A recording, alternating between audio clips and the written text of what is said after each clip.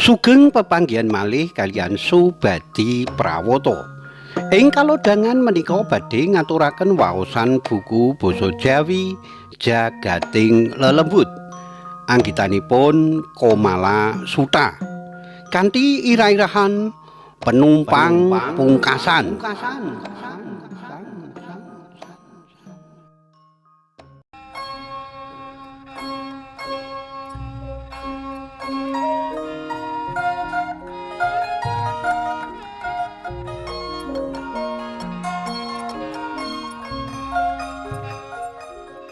Indra ngusap-usap ngelak ngadeg ing kursi sopir karo ndeleng dalan sing peteng banget. Dalan iku isih teles amarga udan sore mau. Kerjane dadi sopir angkot pancen abot. Luwe-luwe yen wis tekan wengi. Nanging iki mung siji-sijine cara kanggo golek rejeki kanggo keluargane. Swara radio lawas ngisi kasunyatan nalika angkote mlaku alon-alon ing dalan sing sepi.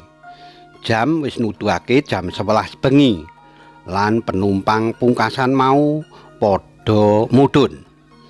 Nalika liwat halte cilik ing pinggir dalan, Indra mandeg amarga weruh ana wong wadon sing ngadeg dhewekan. Wong wadon iku nganggo klambi sing katon klimis, rai pucet lan katon kesel banget. Indra buka lawang tanpa mikir dawa. Badhe tindak pundi, Bu?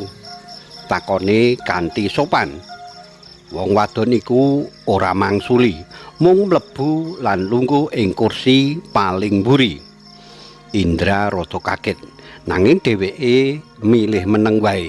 Kira-kira wong wadon iku lagi kesel banget kanggo ngomong, pikirane. Suasana ing angkot sepi banget. Indra nyoba nguripake radio. Nanging wong wadon iku mung meneng lan ndeleng metu jendela. Sawanci-wanci Indra ndeleng kaca spion. Nanging pandelengane wong wadon iku nggawe Indra gegerani. Bu, arep mandeg ngendi? Pungkasane Indra takon nalika angkote meh tekan trayek pungkasan.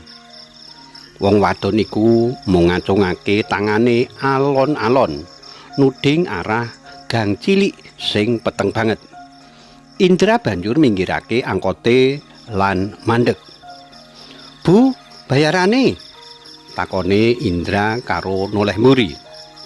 Wong wadon iku mung ndeleng mudhun sedhela, banjur metu ora ngucap apa-apa. Indra ngelus-elus dodo. Wah, mungkin lali grenenge. Nanging nalika dheweke arep mlaku maneh, mripate weruh dompet ireng sing katon lawas keri ing kursi mburi.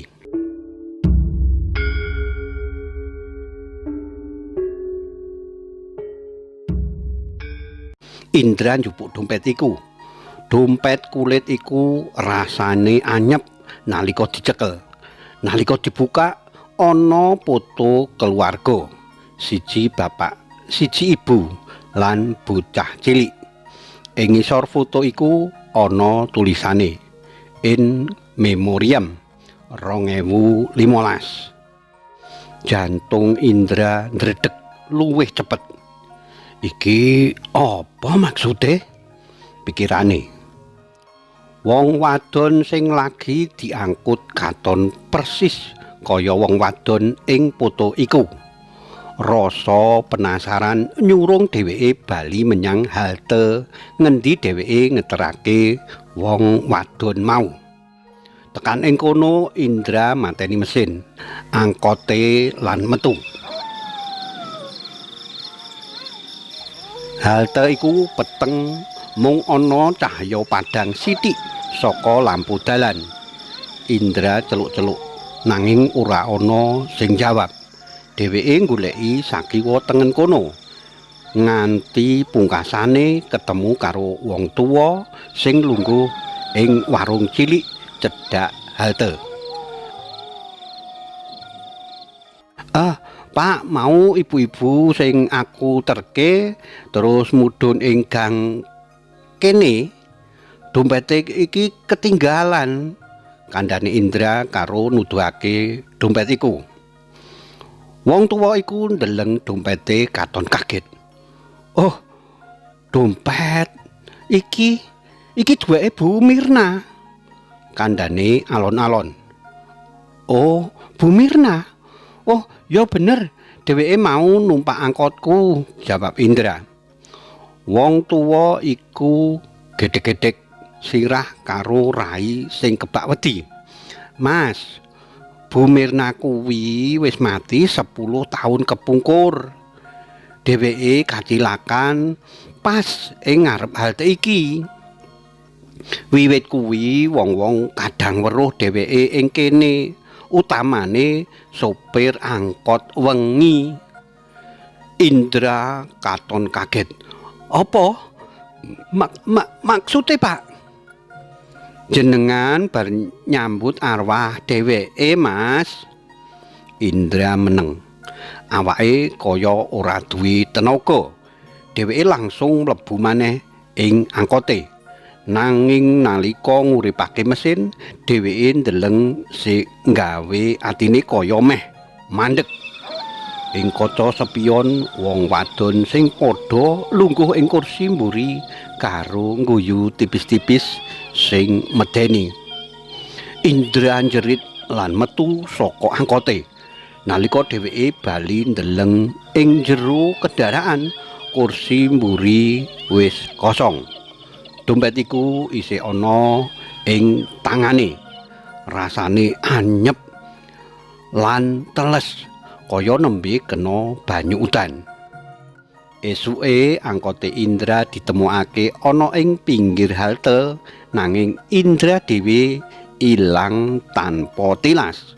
Dompet iku gumletak ing kursi sopir karo foto keluarga sing saiki katon luwih tuwa lan lawas, kaya wis ana ing kono puluhan taun kepungkur. Karipta dening Komala Suta. Cariyos menika kapetik saking kalawarti basa Jawa Jaka Lodang nomor 3 doso tanggal 17 Desember 2000 selangkung ing Ngayodya Kato. Matur nuwun awit kawigatosanipun, saged pepanggihan malih wonten ing cariyos-cariyos sanesipun. Matur nuwun. Nuwun.